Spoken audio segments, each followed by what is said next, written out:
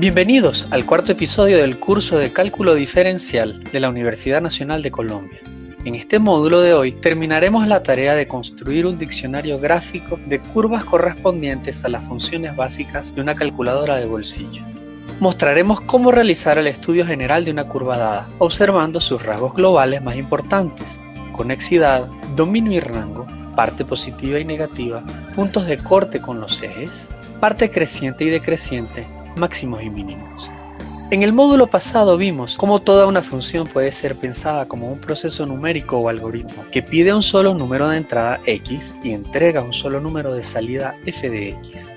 Debido a la convención de colocar las x en el eje horizontal y las y en el eje vertical, cualquier punto de la curva es del tipo x, f de x. Así obtenemos los puntos genéricos de la curva y la ecuación y igual f de x se convierte en una manera alternativa de definir el lugar que ocupan los puntos de la curva que corresponde a la función f. Al ubicar dichos puntos, obtenemos la curva correspondiente. Esta es la manera de generar la curva asociada a una función f cuando conocemos al proceso que determina dicha función. Este es el caso, por ejemplo, de las teclas de una calculadora de bolsillo. Desde el punto de vista recíproco, podríamos partir de una curva dada en el plano, un dibujo o gráfico cualquiera que llamemos f, para la cual no sabemos nada más. Esta curva representa un proceso desconocido, por decirlo de alguna manera. Al salir de cada punto del eje horizontal, tocar la curva, cruzar y buscar el eje vertical, realizamos el proceso gráfico que llamamos camino de ida.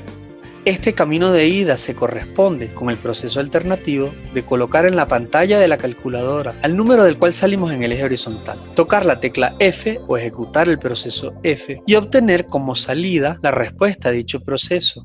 En otras palabras, cada camino de ida es una ejecución del proceso F, partiendo de un dato particular. En el módulo pasado vimos cómo graficar con este procedimiento las curvas de las teclas básicas de una calculadora de bolsillo. Así graficamos a la función identidad, que corresponde a la tecla algo, y a la ecuación y igual x. Su gráfica es la que de manera coloquial llamamos la bisectriz. También graficamos la tecla del cuadrado, que corresponde a la función f de x igual x cuadrado, a la ecuación y igual x cuadrado, a la tecla de algo al cuadrado, y cuyo proceso es el de devolvernos el cuadrado de cualquier número que ingresemos. Dejamos de tarea al estudiante graficar todas las teclas básicas de una calculadora de bolsillo. Así pues, de los rasgos generales de las curvas. Es lo que llamamos el estudio de una curva. Comenzaremos con el rasgo más llamativo de cualquier curva, que es la conexidad. Diremos que una curva es conexa si es posible dibujarla sin alzar el lápiz. En caso contrario, diremos que la curva es disconexa. Ya que toda curva es el gráfico de una función, como vimos en el primer módulo de este curso, el dominio de una curva es la región de la recta real que obtenemos al proyectarla sobre el eje horizontal, en tanto que el rango está dado por su proyección sobre los puntos del eje vertical. El siguiente rasgo que estudiaremos es el signo de una curva. Este divide a la curva en tres pedazos: la parte positiva, la parte negativa y los puntos de corte. La parte positiva de una curva es la región del eje horizontal sobre la cual las alturas de dicha curva se hallan todas por encima de la línea del eje horizontal. La parte negativa es la región del eje horizontal sobre la cual las alturas de dicha curva se hallan por debajo de la línea del eje. Una curva puede tener puntos de corte con el eje horizontal, con el eje vertical, con ambos o con ninguno. Asimismo, una curva puede tener varios puntos de corte con el eje horizontal. Pero dado que se trata de una función, a lo sumo puede tener un solo corte con el eje vertical. El o los puntos de corte con el eje horizontal no pertenecen ni a la parte positiva ni a la parte negativa. El último rasgo resaltante de una curva es su tendencia de crecimiento, que de nuevo divide la curva en tres pedazos: la zona creciente, la zona decreciente y los puntos críticos, que llamaremos máximos y mínimos. Para hallar las zonas de crecimiento de una curva, debemos mirar el gráfico con una orientación particular, de izquierda a derecha, igual que cómo se recorre la recta real. Tomando este sentido de recorrido, la parte creciente es la región del eje horizontal sobre la cual el recorrido de la curva asciende. En cambio, la parte decreciente es la región del eje horizontal sobre el cual el recorrido de la curva desciende. Puede haber en una curva puntos picos o cúspides, que llamaremos máximos, así como puntos valles, que llamaremos mínimos. Los máximos y mínimos no pertenecen ni a la parte creciente ni a la parte decreciente, pues justo en cualquiera de ellos la tendencia de la curva cambia. Para especificar los máximos y mínimos de una curva se pueden emplear diferentes convenciones. En buena parte de los libros se especifican estos puntos dando las dos coordenadas.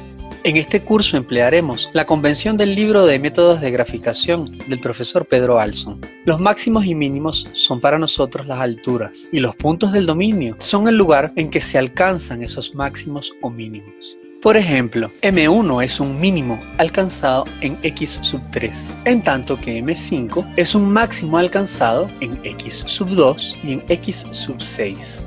Nótese que ya que se trata de una altura, un mismo máximo puede ser alcanzado en más de un lugar.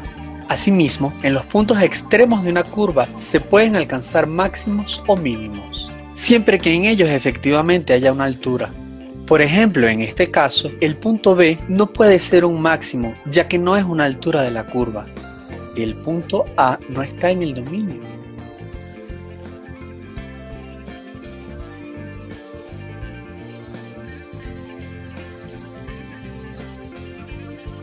A continuación procederemos al análisis de las curvas correspondientes a las teclas básicas. Para ello emplearemos la aplicación Desmos, sobre la cual ya habíamos hablado en módulos anteriores. Comenzaremos con la curva de la bisectriz. Esta curva es conexa, su dominio son todos los reales y su rango también son todos los reales. Tiene un punto de corte con el eje horizontal en 0 y con el eje vertical también en 0. Su parte positiva es el intervalo abierto 0 infinito. Notemos que el 0 no pertenece a la parte positiva, pues es un punto de corte. De modo similar, la parte negativa de esta curva es el intervalo abierto menos infinito 0. Su parte creciente es todo el dominio, en cambio su parte decreciente es el conjunto vacío y no posee ni máximos ni mínimos. Por otra parte, podemos considerar la curva del cuadrado. Esta curva es conexa, su dominio son todos los reales. Su rango es el intervalo 0 infinito cerrado en 0, ya que la altura 0 es alcanzada sobre la horizontal en el punto x igual a 0. La parte positiva de esta curva son todos los reales menos el 0, su parte negativa es vacía. Su parte decreciente es el intervalo menos infinito 0.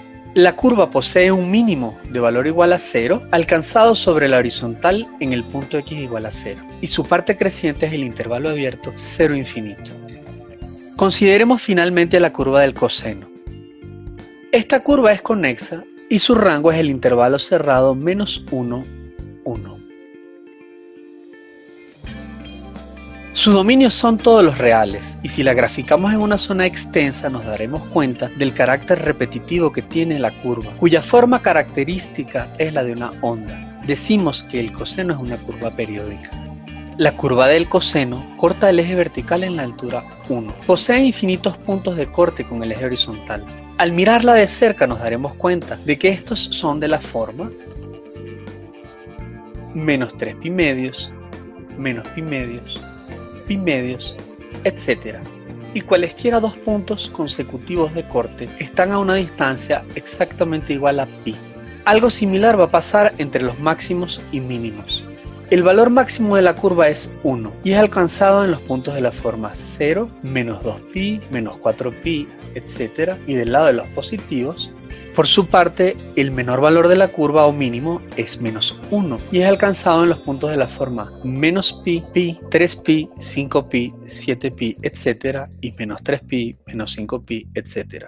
Entre un máximo y un mínimo consecutivo, también tendremos una distancia exactamente igual a pi. Podemos escribir a todos los puntos de corte con una receta inductiva. Dando valores acá, obtenemos cada punto de corte particular. Por ejemplo, si k es igual a 0, obtenemos el punto de corte pi medios. Si k es igual a menos 1, obtenemos al punto de corte menos pi medios, y así sucesivamente. Es posible hallar todos los intervalos en los cuales la curva del coseno es positiva. Menos pi medios, pi medios, menos 5 pi medios, menos 3 pi medios, 3 pi medios, 5 pi medios, etc. Rápidamente nos daremos cuenta de que la parte positiva del coseno es una unión infinita de pequeños intervalos abiertos de longitud pi. Con un poco de trabajo es posible escribir de manera inductiva a la unión de estos intervalos. Tarea 1. Verifique que en efecto el conjunto que se muestra a continuación es la parte positiva del coseno. Halle la parte negativa.